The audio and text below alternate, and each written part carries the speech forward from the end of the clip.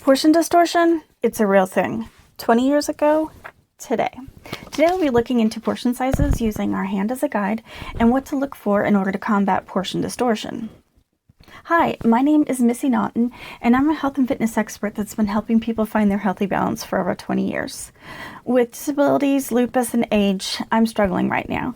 So it is my hope that you are here to join me and we can find our healthy balances together. In today's world of supersized meals and king-size snacks, it's easy to lose sight of what constitutes as a healthy portion. Portion distortion is a phenomenon where our serving sizes have grown significantly over time. This has contributed to things like the rising rate in obesity and other health-related issues. However, by using our hand as a practical guide for portion sizes, we can regain control over our eating habits. In this video, we will explore how the hand can serve as a helpful tool for estimating portion sizes and discuss the problem of portion distortion and its impact on our health. A few disclaimers here. I know that there's not any one method that works for everyone, but I'm going for the majority here for today. Your needs may vary based on your age, your actual activity level, and your health status. And just keep in mind that these are estimated sizes and they aren't the actual portion size, but it is a good method. Having a family business over the years of interior decorating, I know that there are plenty of people out there that can actually see a deck of cards and apply that to their protein. However, I know that there are some out there that just can't see it. They can't imagine it and apply it. So we have a hand that you always have with you. Estimating portion sizes with our hand, it's a convenient, accessible method that can be used anytime, anywhere. Like I said, always with you. Each part of the hand can provide a different reference point for each one of our food groups. There will be a free printout below with a summary of everything we have today on a one page. We're going to start with our palm. It's roughly around 3 ounces. The size of our palm and the thickness estimates that for our protein sources. So things like your red meat, your fish, your pork, and your poultry. All of those can roughly fit in the palm of your hand around 3 ounces. Next, we're going to look at the fist. It's roughly about a cup.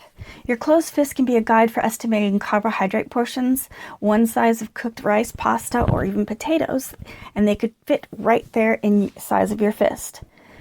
This is for managing your energy-providing carbohydrates. Things like I mentioned before, your cooked grains, so rice and pasta. Things like your vegetables, like your salads and your greens, you want that.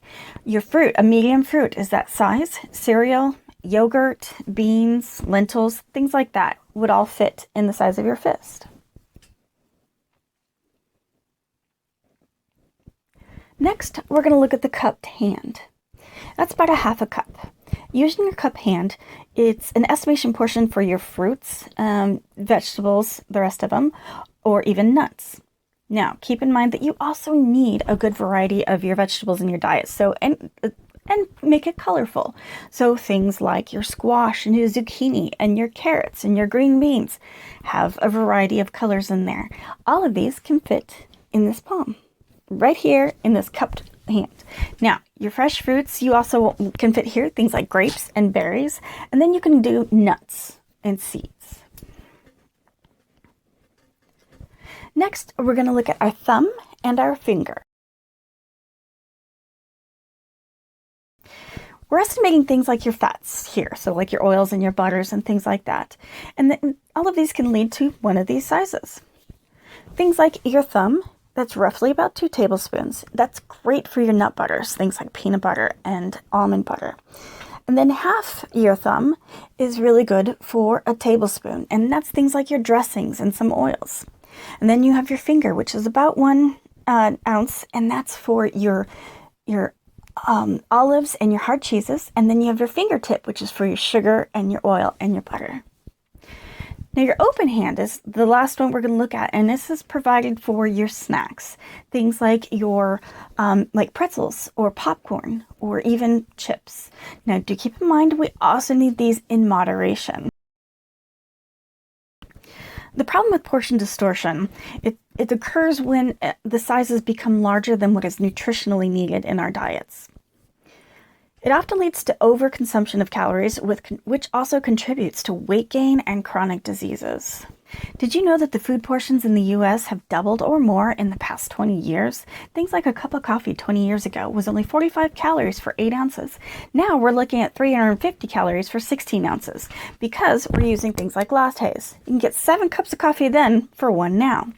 Now I say the lattes because that is what's socially acceptable in today's time. 20 years ago, you'd say, let's go out for a cup of coffee. It usually meant a black cup of coffee. Now, when you say you're going out for a coffee, you go to a coffee shop and you get a specialty drink, whether it's a latte or a cold brew with your cream and sugar, things like that. So it's what's socially acceptable today and what we think. So that's the estimation is that much. And that means you can have, like I said, 7 for the price of 1.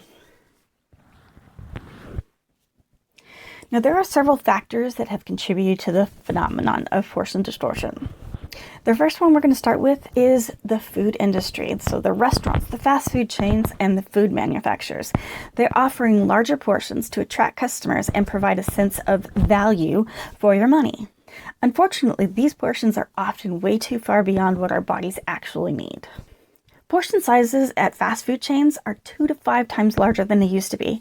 In 1955, a hamburger was only 1.6 ounces, and now we average 8 ounces. That's over 500% more. French fries in 1955 were only 2.4 ounces, 210 calories. Now we go with 6.9 ounces. That's 610 calories. You could have 3 back then for what you pay for right now. You know, the value for your money. Next, we're going to look at social influence. Portion sizes portrayed in media, advertising, and social settings that can actually distort our perception of what might be normal.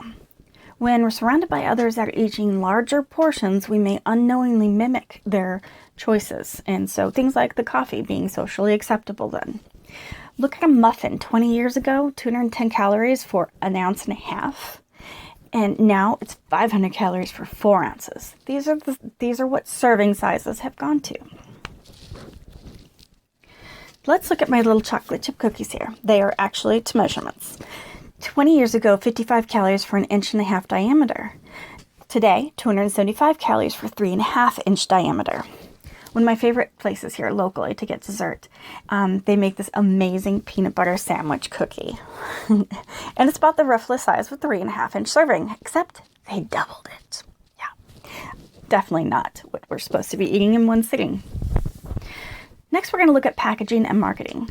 Packaged foods often come in larger sizes, promoting the idea that more is better. Marketing tactics such as family-sized and super-sized labels, they can encourage your overeating. I mean, let's look at bagels. That's a package deal. 20 years ago, they were about 140 calories and they were 3 inches in diameter, a little bit smaller than a cookie here. Now they're 350 calories and 6 inches in diameter. That's almost twice as big. Also, let's look at a soda 20 years ago. 85 calories because you only had half the can at 6.5 ounces. Now we have 250 calories because we have a 20-ounce bottle. Look at emotional eating. Stress, boredom, and other emotional things can trigger and lead to mindless eating in larger portion sizes. We feel comfort with this. It's an emotional connection with the food that can further contribute to our portion distortion. Now we're going to look at combating portion distortion. Recognizing and addressing portion distortion is essential for maintaining a balanced and healthy diet. Here are some strategies to help combat portion distortion. First, educate yourself. You're here, you're learning, you're watching this. And understand the differences between your portion sizes and your serving sizes, and familiarize yourself with some of the recommended guidelines. Using your hand as a portion is a great practical tool. According to the National Institute of Health, a portion size definition is how much food you choose to eat at one sitting. So these are choices that we're making to eat. A serving size is a specific amount of food on a food or beverage that is on the food label. Note that food labels are based on a 2,000 calorie diet, so you have to take that into consideration. We'll go over more on food labels in an upcoming video. But no, portion does not equal serving. So if they say it's a serving size, it doesn't necessarily mean it's the portion you should be eating. Next, we want to practice mindful eating. Pay attention to your hunger and your fullness cues. Slow down, savor each bite, and take your time and enjoy your meal. Mindful eating allows for you to better recognize when you have had enough, and it prevents you from overeating. Some recommendations I can make are don't watch TV while you're eating, because then you sometimes eat more than you even realize. Another one I often use is wait 20 minutes before getting seconds. Okay, that's what takes the digestive system process, around 20 minutes and before you get your seconds. And then go ahead and eat with others. Some people can keep you accountable. Next, I'm going to address maybe smaller plates and dishware in general. And that'll trick your brain into eating less portions, eating a lower portion size, and help you control your portion and prevent overindulgence. Now, plates today are 33% larger than they started off in the 60s. In 1960, an average plate size was 8.5 inches, and that holds about 800 calories. In the 1980s, it went up to 10 inches, and in 2000, it went to 11 inches, which is bigger than this. This is only 10.5 inches. And in 2009, the average plate size went up to 12 inches. That holds 1,900 calories. That's twice as much as our plates in the 1960s. Now, this set of Corelle is amazing. It's great. The quality, it's great. And it's this little line here in the middle is actually a great estimate for a portion size. It's about the 8.5 inches. Okay. Now we'll go more into detail about how to use your plate as your guide and in an upcoming video. Now, keep in mind this particular pattern is no longer available because yes, it's older than me.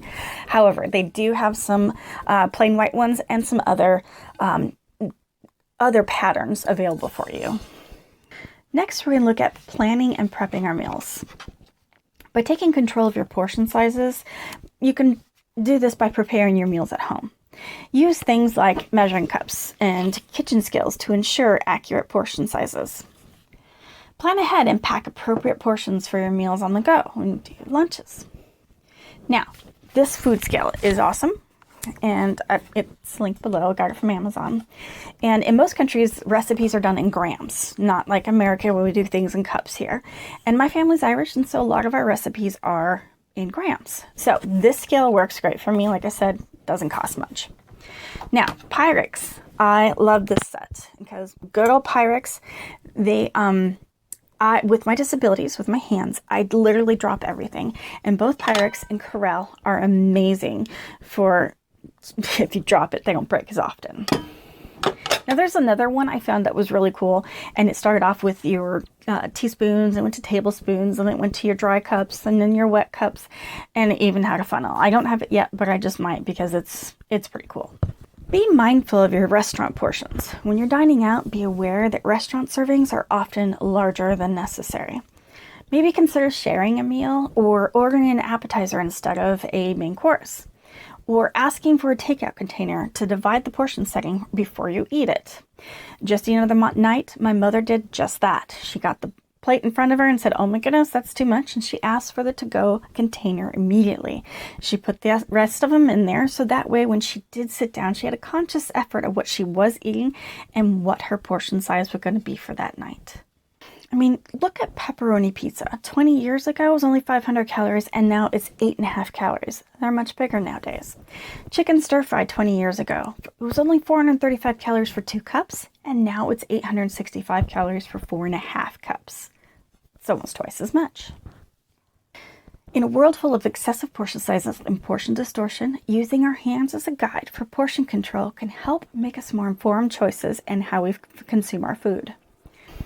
By understanding the hand-based portion sizes and being more mindful of the factors contributing to the portion distortion, we can actually regain control of some of our eating habits. Combine this knowledge with mindful eating practices and other strategies. We can achieve a healthier balance and promote our weight management and help reduce the risk of chronic diseases. Remember, it's not just what we eat, but how much we eat that plays a crucial role in our overall well-being. I hope you've learned today from today's video, and I hope to see you soon. Bye. These are so good. They contributed to me gaining extra weight to do this with you guys on YouTube. Really good. Golly geez.